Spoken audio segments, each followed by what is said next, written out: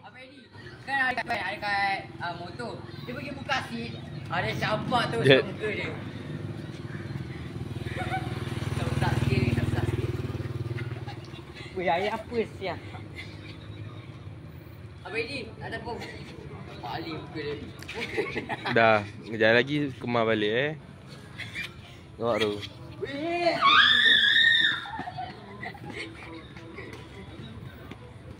Notis dia balik. Dia bukan seat terus. Ada tepung bawah seat Aryan. Dia pergi buka. Dia silap.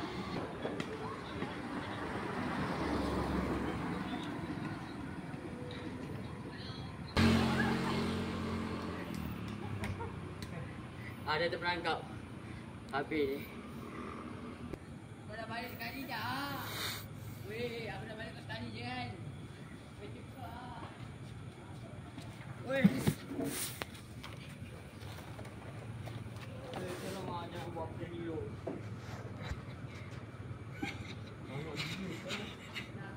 Motor kau banyak gila. Kau nak pergi letak bodoh. Aku Weh. macam ni kan.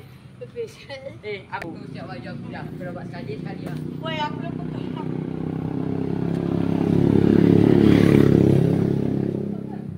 Ada yang punya banyak gila.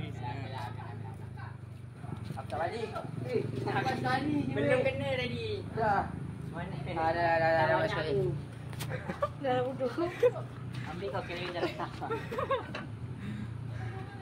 Tunggu.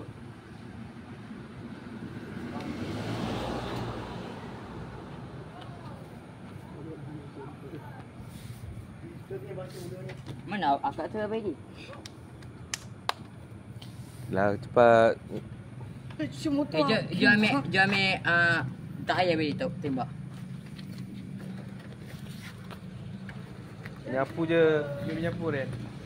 Dekat atas ni kali nak bising. Apa ini dah mandi Apa ini dah mandi Belum. Perjalanan dunia. Aku tahu apa dah. Dah buat sajak. Dead. Weh, bodoh tu isi minyak bodoh. Ya, banyak gila. Kau yang tadi balik kat muka dia. Aku buka tu balik macam tu kan. Tu senjat kan. Full bateri. Puas kau. Ya, tak bagi dulu. Mak kau. Isi je muka. Cepatlah, bersihan.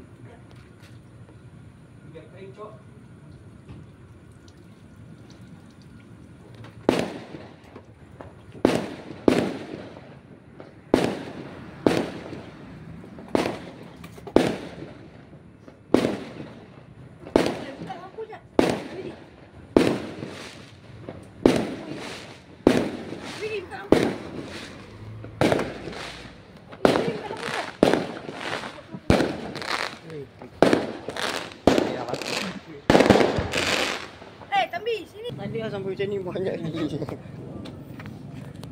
Macam sakit.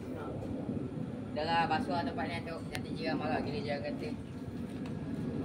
Banyak juga. Malam kayaknya sini.